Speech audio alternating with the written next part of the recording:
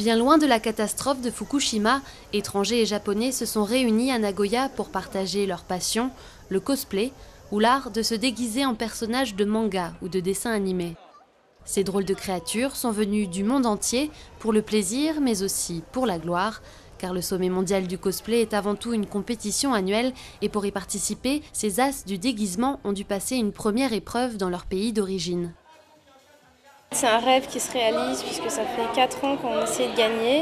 Donc en fait on a eu du mal à y arriver et aujourd'hui en fait le fait que ça se réalise, on a du mal à y croire. On se demande si c'est vraiment réel. La folie du cosplay est née à Tokyo mais a rapidement séduit des jeunes aux 4 coins du monde. Cette année, 17 pays différents étaient représentés lors de la compétition, une fierté pour les Japonais. En tant qu'adepte du cosplay depuis longtemps, je suis vraiment heureuse que les étrangers s'y intéressent aussi et que des gens viennent du monde entier pour voir ou participer eux-mêmes à l'événement.